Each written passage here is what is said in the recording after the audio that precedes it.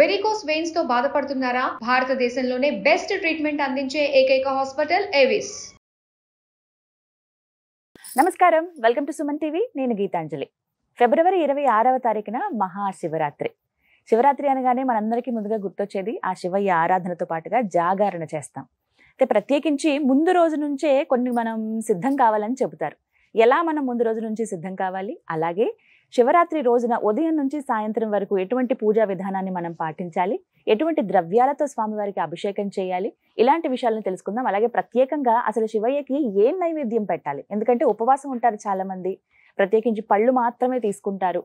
అసలు అయింది మరి శివయ్యకి ఎటువంటి నైవేద్యాన్ని సమర్పించాలో కూడా తెలుసుకుందాం. వివరించేందుకు ప్రస్తుతం మనతో పాటు ఉన్నారు ప్రముఖ జ్యోతిష్యులు బ్రహ్మశ్రీ నందిభట్ల శ్రీహరి శర్మ గురువు గారు. వారితో మాట్లాడదాం. గురుగారు నమస్కారం అండి. వాగర్థావివ సంపృక్తౌ వాగర్థ ప్రతిపత్తయే జగతః పితరౌ వందే పార్వతీ పరమేశ్వరౌ. సదాశివ సమారంభాం శంకరాచార్య మధ్యమాం అస్మదాచార్య పర్యంతం వందే గురు పరంపరాం. ఆదిత్యాయ చ సోమాయ మంగళాయ బుధాయ చ గురు శుక్ర శనిభ్యశ్చ రాహవే కేతవే నమః. శృంగేరి జగద్గురు పీఠాధిపతులకి, కంచి పీఠాధిపతులకి నమస్కారములు తెలియజేసుకుంటూ కార్యక్రమాన్ని ప్రారంభిద్దాం. గురుగారు, మహాశివరాత్రి ఎప్పుడెప్పుడా అని ఎదురు చూసాము, ఇక రానే వచ్చేసింది మాఘమాసంలో చివరిగా. అయితే గురువుగారు 26వ తారీఖున శివరాత్రి ఉంది, మరి 25వ తారీఖు నుంచి కూడా కొన్ని మనం సిద్ధం చేసుకుని పెట్టుకోవాలి ముందుగా అని అంటారు. మీరు ఎప్పుడు ఏదైనా సరే ముందుగా చెప్తూ ఉంటారు కదా, మరి ఏ విధంగా మేము సిద్ధం కావాలో తెలియచేస్తారా? తప్పకుండానమ్మా. మహాశివరాత్రి, జన్మకో శివరాత్రి అని అంటుంటాం. అవును, అంటే ప్రతి మాసములో చతుర్దశి, బహుళపక్షంలో వచ్చేటువంటి చతుర్దశి రోజున మాస శివరాత్రి చెప్పుకుంటే, మాఘమాసంలో లింగోద్భవ రూపంలో వెలిసినటువంటి రోజు కాబట్టి ఇది మహాశివరాత్రి సందర్భంగా మనం చెప్పుకుంటున్నాం. మహాశివరాత్రి రోజున ఎటువంటి మానవుడికైనా సంకల్పములు ఏవున్నా కానీ శివయ్యని ఆరాధన చేయడం వల్ల ఆ సంకల్పాలన్నీ నెరవేరుతాయి. ఎందుకనంటే శివాజ్ఞ లేనిదే చీమైన కొట్టదు. ఈ కార్యక్రమం మనం చేయాలన్నా ఇంతటి మహత్తరమైన కార్యక్రమాన్ని విని అందులో ఉన్నటువంటి మంచి విషయాన్ని తెలుసుకొని ఆచరించడం ద్వారా మంచి జరగాలని రాసిపెట్టి ఉంటేనే ఈ కార్యక్రమం మొత్తము కూడా వీక్షిస్తారు ప్రేక్షకులు. ఎందుకంటే ఇందులో మనం చెప్పుకోబోయేటువంటి సామాన్యమైన విషయాలు కాదమ్మా, చాలా గుప్తమైనటువంటి విషయాలు. అసలు పరమేశ్వరునికి భోలాశంకరుడు ఏదిచ్చినా తీసుకుంటాడు. కానీ విశేషించి మహాశివరాత్రి రోజున ఏ విధంగా పూజ చేయాలి, వ్రత విధానాన్ని ఎలా ఆచరించాలి, ఏ నైవేద్యాలు పరమేశ్వరునికి ప్రీతికరంగా ఈ యొక్క మహాశివరాత్రి రోజున సమర్పించాలనేటువంటిది మనకు పురాణాంతర్గతంగా చెప్పబడి ఉంది. కాబట్టి మిగతా రోజుల్లో మనం ఏ విధంగా అభిషేకం చేసుకొని ఏ నైవేద్యం పెట్టినా స్వీకరించినా, ఇప్పుడు మాత్రము ఈ మహాశివరాత్రి రోజున మాత్రం శాస్త్ర ప్రకారము అందరూ చేసుకోగలిగేటువంటి విధానమే, సామాన్యులకు కూడా అందుబాటులో ఉండేటువంటి విధానమే మనం చెప్పబోతున్నాం. కాబట్టి ముందు రోజుగా 26వ తారీఖు రోజున మనకు మహాశివరాత్రి కదా, 25వ తారీఖు రోజున మంగళవారం రోజున ఆ రోజు ప్రదోషకాల సమయం నుంచి వ్రత విధానము ప్రారంభమవుతుంది. కాబట్టి అనగా 25వ తారీఖు సూర్యాస్తమయం అయిపోయిన దారభ్యత ఆ రోజున రాత్రి అల్పాహారం మాత్రమే తీసుకోవాలి, భోజనం తీసుకోకూడదు. ఆ రోజు నుంచి శివరాత్రి తెల్లవారి వ్రత నియమాన్ని విడిచిపెట్టి భోజనం చేసే రోజు వరకు కూడా, అంటే 25, 26, 27వ తారీఖు ఈ 3 రోజులు కూడా మద్యపానము, ధూమపానము, మాంసాహారము, దాంపత్యము అన్ని నిషేధము. క్షవరము కూడా కటింగ్ చేసుకుంటారు, గడ్డం తీసుకుంటారు, ఇవన్నీ కూడా నిషేధం అమ్మ. ఇది విధానం. తర్వాత నేలపైనే పరుండాలి, బ్రహ్మచర్య వ్రతాన్ని ఆచరించాలి. ఇక 3 గంటలు 4 గంటల కల్లా నిద్ర లేచి కాలకృత్యాదులన్నీ తీర్చుకొని శివరాత్రి రోజున 26వ తారీఖు ఇంట్లో శివచిత్ర పరివారానికి కానీ లేదా శివలింగం దగ్గర కానీ చక్కగా పూజా మందిరం అంతా కూడా శుభ్రపరచుకొని మొట్టమొదలు ఆవు నేతితో దీపారాధన బ్రహ్మముహూర్త కాలంలో చేసి శివ అష్టోత్తరం కానీ శివ సహస్రనామం పారాయణం కానీ చేయాలి.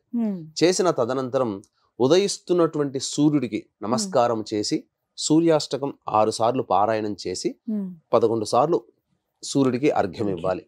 ఇది చేయాలి. తదనంతరం ఇంట్లో ఉన్నటువంటి ఇంటినంతా కూడాను శుభ్రపరచుకోవాలి. ఆ రోజున పరుచుకోవచ్చు. అలాగే పూజా మందిరాన్ని కూడా శుభ్రపరచుకొని తదనంతరం ఒక బకెట్ నీటిలో, మంచి నీటిలో గళ్ళ ఉప్పు, తర్వాత గోపంచకము, తర్వాత పసుపు, తర్వాత ఈ సుగంధ ద్రవ్యం ఏదైనా కానీ వేయవచ్చు. తదనంతరం ఆ యొక్క నీటితో ఇల్లంతా కూడా శుభ్రపరచుకోవాలమ్మా. శుభ్రపరచుకున్న తర్వాత గంగాజలం కూడా వేసి శుభ్రపరచుకోవచ్చు. ఇక ఆ శుభ్రపరచుకున్న దారభ్యత ఉదయం నుంచి సాయంత్రం వరకు కూడా చక్కగా శివనామస్మరణ, శివాయ నమః శివాయ నమః అనుకుంటూ శివనామస్మరణ చేసుకోవాలి. ఇక వీలైతే పండ్లు, పాలు, ఇతరతర పదార్థాలు తీసుకొని ఉండవచ్చు. చాలా మంది ఏమనుకుంటారంటే రాత్రి జాగరణ చేయాలి కాబట్టి మధ్యాహ్నం నిద్రపోతే మేలుకుంటాం కదా అని చెప్పి మధ్యాహ్నం నిద్రపోతారు. పనికిరాదమ్మ. మధ్యాహ్నం నిద్రపోతే వ్రత నియమం పోతుంది. తర్వాత సూర్యాస్తమయం కాబట్టి సూర్యాస్తమయం కంటే ముందే కాలకృత్యాదులన్నీ తీర్చుకొని అసలు ఈశ్వరుడికి అభిషేకం చేసేటువంటి సమయం సూర్యాస్తమయం నుంచి ప్రారంభమవుతుంది. ఉదయం అంతా సాధారణంగా దీపారాధన చేసుకొని శివనామస్మరణ చేసుకోవచ్చు. ఆ శివునికి అభిషేకం చేసేటువంటివి సమయాలు 4 యామములు, 4 సమయాలు అని చెప్పబడి ఉంది మనకు శాస్త్రం ప్రకారం. అవన్నీ కాబట్టి చక్కగా ఆ రోజున సూర్యాస్తమయం కంటే కాలకృత్యాలను తీర్చుకొని మొట్టమొదలు శివాలయానికి చేరుకోవాలి. శివాలయంలో నవగ్రహాల చుట్టూ శివాయ నమః అంటూ 27 ప్రదక్షిణలు చేసి, చాలా మంది కాళ్ళు కడుక్కుంటారు, కాళ్ళు కడుక్కోదమ్మా. అలాగే ఆ ఈశ్వరుని దగ్గరికి వెళ్ళి మొట్టమొదలు నందీశ్వరుని దగ్గరికి వెళ్ళి, ఈ రోజు శివరాత్రి కాబట్టి నేను శివానుగ్రహం కోసం, నాకేమి అన్ని కోరికలు ఆ భగవంతునికి తెలుసు, ఏం కావాలో ఆ శివయ్యకు తెలుసు, నాకు అది సంప్రాప్తమైతే చాలు, శివానుగ్రహం కోసం నేను చక్కగా శివాభిషేకం చేసుకుంటున్నాను అని చెప్పి ఆ నందీశ్వరునికి శివానుగ్రహం నాకు కలిగేలా ప్రసాదించమని చెప్పవయ్యా అని చెప్పి నందీశ్వరునికి అనుజ్ఞ తీసుకొని శివుణ్ణి దర్శించి ఇంటికి రావాలి. ఇంటికి వచ్చిన తర్వాత 4 యామములు అన్నాను కదమ్మా. ఈ యొక్క 4 యామములో 4 రకాలైనటువంటి ద్రవ్యాలతో అభిషేకము చేయాలి. నైవేద్యము కూడా మనం పెట్టుకోవచ్చు. ఇది వీక్షించేటువంటి ప్రేక్షకులు చాలా మంది అందరి ఇళ్లలో చేసుకోగలిగేటువంటివేనమ్మా. అయితే ఆ రోజున శివునికి అభిషేకం చేయడానికి ఈ యొక్క కలియుగంలో చాలా ప్రశస్తమైనటువంటిది పుట్టమన్నుతో చేసినటువంటి శివలింగం. కాబట్టి ఆ పుట్టమన్ను తెచ్చుకొస్తాం కదమ్మా. ఆ పుట్టమన్నులో అష్టగంధములు, జాజికాయ, జాపత్రి, లవంగాలు, యాలకులు, పచ్చకర్పూరము, జొవ్వాది, అగరు, అలాగే ఇటువంటి ద్రవ్యములు, తర్వాత పాదరసము, పసుపు, కుంకుమ. పాదరసం ఒక 2 గ్రాములు 5 గ్రాములు వేస్తే చాలు. ఇవన్నీ ఆ పుట్టమన్నులో వేసి చక్కగా గంధము కూడా, చందనం, ఇవన్నీ వేసి ఆవు పాలతో కలిపి చక్కగా శివలింగ ప్రమాణాన్ని చేసుకోవాలి. ఎవరి శక్తి అనుసారం ఇంతైనా చేసుకోవచ్చు, అంగుష్ట మాత్రమైనా చేసుకోవచ్చు, మన శక్తికి మేర. తదనంతరం ఆ యొక్క శివలింగానికి చక్కగా ఆవు నేతితో అద్దాలి. ఎందుకంటే అభిషేకం చేసేటప్పుడు శివలింగం తడవకూడదు కాబట్టి, అంటే కరిగిపోకూడదు పుట్టమన్ను కాబట్టి. ఆ విధంగా చేసి 6:30 కల్లా 4 యామములు అన్నా చెప్పాను కదమ్మా. మీరు 6 గంటల కల్లా శివాలయ దర్శనం చేసుకొని ఇంటికి రావాలి. ఇవన్నీ ఆ రోజున సమకూర్చుకోవచ్చు. ముందు ఆ మధ్య పొద్దున్న నుంచి సాయంత్రం వరకు ఉంటుంది కాబట్టి చక్కగా శివనామస్మరణతో ఆ శివలింగాన్ని తయారు చేసుకోవాలి. ఈ 4 యామములు అనేటువంటివి మీకు తెలియచేయడం జరుగుతుంది. ఎందుకంటే శివపుణాంతర్గతంగా తీసుకొని వచ్చానమ్మా. చక్కగా అందరికీ అందుబాటులో మొదటి యామము అనేటువంటిది 6:30 గంటల నుంచి 9 గంటల వరకు సమయం ఉంటుంది.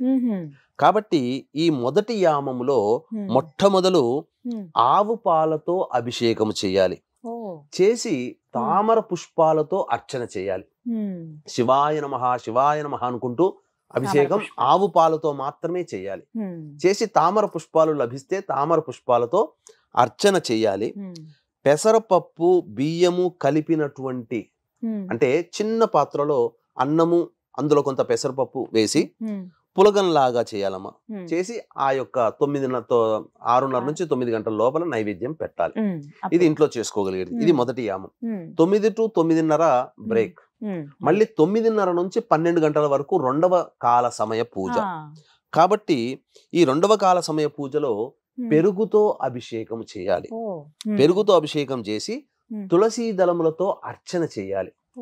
అసలు ఈశ్వరునికి తులసీ దళంతో పూజ చేయకూడదు, కానీ శివరాత్రి రోజున మాత్రం తులసీ దళములతో అర్చన చేయాలి. చేసి పాయసం, బెల్లం పాయసం నైవేద్యంగా పెట్టాలి. ఇది ఈ విధంగా చేయాలి. వీక్షించేటువంటి ప్రేక్షకులకి గమనిక, ఈ యొక్క మహాశివరాత్రి సందర్భంగా మహామహిమాన్వితమైనటువంటి సుప్రసిద్ధ కాశీ క్షేత్రములో 26వ తారీఖు రోజున శివరాత్రి కాబట్టి, మరియు 28వ తారీఖు రోజున అమావాస్య కూడా ఉన్నది కాబట్టి, జాతకరీత్యా కలుగు విద్య, వివాహ, ఉద్యోగ, దాంపత్య, సంతాన, అనారోగ్య సమస్యల నివారణకి సర్వదోష నివారణ పూజలు, హోమాలు, అలాగే గత జన్మ కర్మదోషాలు ఉంటే ఈ జన్మల్లో సమస్యలు ఉంటాయి కాబట్టి కర్మదోష నివారణ తిల హోమాలు, మరియు 2025 సంవత్సరం శని ప్రభావం అన్ని రాష్ట్రాల వారికి ఉంది కావున శని దోష నివారణ హోమాలు పర్ హెడ్ 3,100 రూపాయలకు చేయించడం జరుగుతుంది. శివరాత్రి రోజున కాశీ క్షేత్రంలో రుద్ర పారాయణాలు అభిషేకాలు కూడా జరిపించడం జరుగుతుంది. కాబట్టి అవకాశం ఉన్న వాళ్ళు కార్యక్రమం తదనంతరం కాంటాక్ట్ చేసి ఈ కార్యక్రమంలో గోత్రనామాలు నమోదు చేసుకోవచ్చు. మీ యొక్క సంకల్పం వచ్చే శివరాత్రిలోగా ఈశ్వరానుగ్రహం వల్ల నెరవేరుతుంది అని చెప్పడంలో ఏమాత్రం సందేహం లేదు. ఇక 2 యామాలు 2 కాములు పూజ అయిపోయాయి కదమ్మా. 9:30 నుంచి 12 గంటల వరకు, మళ్ళీ 12 to 12:30గా బ్రేక్, మళ్ళీ 12:30 నుంచి 3 గంటల వరకు మనకు 3వ యామం అనేటువంటిది పూజ. ఈ 3వ కాలములో ఆవు నెయ్యితో అభిషేకం చేయాలి. చేసి బిల్వ దళాలతో అర్చన, ఏక బిల్వం కావచ్చు లేదా మారేడు పత్రైనా కావచ్చు, బిల్వ దళాలతో అర్చన చేసి నువ్వుల పొడితో చేసినటువంటి నువ్వుల పులగం అంటారు కదమ్మా, అది నైవేద్యంగా పెట్టాలి. నువ్వులన్నం అది ఎంతో సేపట్లో కాదు కదమ్మా. చేసిన తర్వాత 3 గంటలకి అయిపోతుంది కదా, 3 to 3:30 బ్రేక్, మళ్ళీ 3:30 నుంచి ఉదయం తెల్లవారుజామున 6 గంటల వరకు.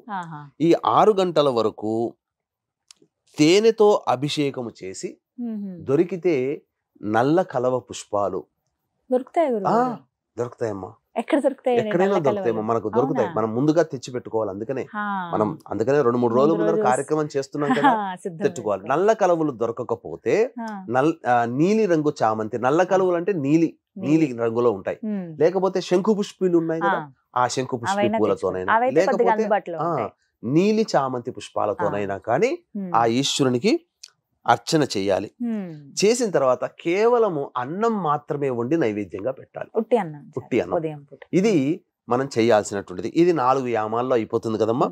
అంటే ఈ 4 యామాల్లో అర్చన ఇవన్నీ కూడా ఇప్పుడు చెప్పిన విధానంగా చేయాలి. అభిషేకము, అర్చన, నైవేద్యం. అభిషేకం చేసే సమయంలో ఏం పఠించాలండి? శివాయ నమః, శివాయ నమః, ఓం నమః శివాయ అంటారమ్మా, పఠించకూడదు. ఆ మంత్రం పఠించకూడదు. శివాయ నమః ఇది సాక్షాత్తు శృంగేరి పీఠాధిపతులు చెప్పినటువంటిది. మంత్ర ఉపదేశం లేని వాళ్ళు శివాయ నమః అంటేనే పంచాక్షరి మంత్రం యొక్క ఫలితం దక్కుతుంది. అందుకని శివాయ నమః అంటూ ఆ అభిషేకం చేయాలి. అర్చన కూడా శివ అష్టోత్తరం అర్చన ఉంటుంది, చక్కగా అర్చన చేయాలి. ఇంకా విశేషం ఏంటంటేనమ్మా, ఈ అర్చన చేసే సమయంలో బిల్వ దళాలు, మారేడు దళాలు, ఇప్పుడు తామర పుష్పాలు కావాలంటే ఒక్కోటి 10 రూపాయలు అమ్ముతారు. 1000 రూపాయలు పెట్టి పుష్పాలు కొనలేరు కదా. ఎంత శక్తి ఉంటే అంత శక్తి మేర తామర పుష్పాలు తీసుకొని మిగతాది ఏ యొక్క దేవుడికి అష్టోత్తర పూజలలో మిగతా అన్ని అమ్మవారికి ఎర్రటి అక్షతలు, మిగతా దేవతలకి పసుపుతో కూడినటువంటి అక్షితలు అయితే నీటితో తడిపినటువంటి అక్షితలతో అర్చన చేయడం అనేది ఈశ్వరునికి మాత్రమే చెల్లుబాటు.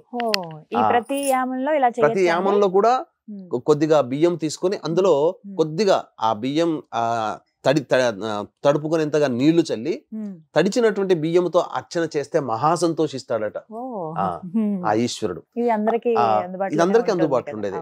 6 గంటల కల్లా అయిపోతుంది కదమ్మా. కాలకృత్యాదులు తీర్చుకొని చక్కగా స్నానం ఆచరించి మళ్ళీ దేవాలయానికి చేరుకొని మళ్ళీ నవగ్రహాల చుట్టూ శివాయ నమః అంటూ ప్రదక్షిణ చేసి 27 ప్రదక్షిణలు చేసి నంది దగ్గరికి వచ్చి నీ యొక్క అనుజ్ఞ వల్ల, నీ యొక్క అనుగ్రహం వల్ల నేను ఈశ్వరుని, నీ శివయ్యని నేను అర్చన చేసుకున్నాను, పూజ చేసుకున్నాను, చాలా సంతోషపడ్డాను నందీశ్వర అని చెప్పి ఆ యొక్క ఈశ్వరుని అప్పుడు దర్శనం చేసుకొని వెనక్కి తిరిగి చూడకుండా ఇంటికి వచ్చి చక్కగా మళ్ళీ ఆవు నేతితో దీపారాధన ఆ శివలింగానికి మనం ఏదైతే పెట్టుకున్నామో, లేదా రాతి లింగమైనా చేయవచ్చు.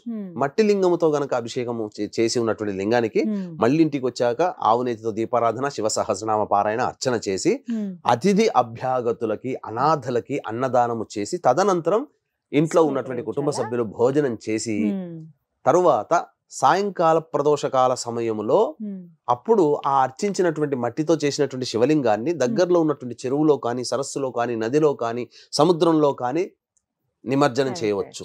మరి చాలా మందికి సిటీలో ఉంటారు, ఉండదు కాబట్టి బావిలోనైనా నిమజ్జనం చేయవచ్చు. లేకపోతే బావి కూడా లేని ప్రాంతాలు ఉన్నాయి కదా, కాబట్టి అప్పుడు ఒక బకెట్ మంచి నీటిలో ఆ యొక్క శివలింగాన్ని నిమజ్జనం, ఆ యొక్క పూజా ద్రవ్యంతో సహా నిమజ్జనం చేసి కొంత సమయానికి అది కరిగిపోతుంది. ఆ యొక్క నీటిని, కరిగిపోయినటువంటి మట్టితో కూడినటువంటి నీటిని ఎవరు తొక్కని ప్రదేశంలో లేదా మీ ఎవరి ఇంట్లోనైనా కానీ ఆ ఇంట్లో అక్కడ పూల మొక్కల్లో వేసుకోవచ్చు. ఈ విధంగా శివానుగ్రహాన్ని మీ సొంతంగా చేసుకోవచ్చు. అలాగే మహాశివరాత్రి రోజున కాశీ క్షేత్రంలో మన ఆధ్వర్యంలో జరుగుతున్నటువంటి కార్యక్రమంలో కూడా చేసుకోవడం ద్వారా శివరాత్రి రోజున కూడా కాశీలో కార్యక్రమం చేసుకోవడం ద్వారా సంపూర్ణమైనటువంటి శివానుగ్రహం కలుగుతుంది అని చెప్పవచ్చు. ఈ యామాలు అనేవి ముఖ్యమైనవి. జాగరణ చేసేవాళ్ళు కాలయాపనలాగా చేయకుండా ఇలా అభిషేకం చేయడం వల్ల ఇంకా తెలియకుండానే మనం జాగరణ చేసిన ఫలితం వస్తుంది. మనం జాగరణ దైవ భక్తిలో నిమగ్నం అయిపోయి మనకు తెలియకుండానే ఆ రోజంతా కూడా గడిచిపోతున్నాం. నిజమే గురుగారు, చాలా చక్కగా చెప్పారు. అంటే ప్రతిసారి ఎలాగో చేస్తూ ఉంటాం, కానీ ఈసారి ఇలా శాస్త్రోక్తంగా పద్ధతిగా చేసుకోవాలని మనస్ఫూర్తిగా కోరుకుంటున్నాం. ధన్యవాదాలు గురుగారు, చాలా చక్కగా వివరించారు. సర్వం శ్రీ ఉమామహేశ్వర పరబ్రహ్మార్పణమస్తు.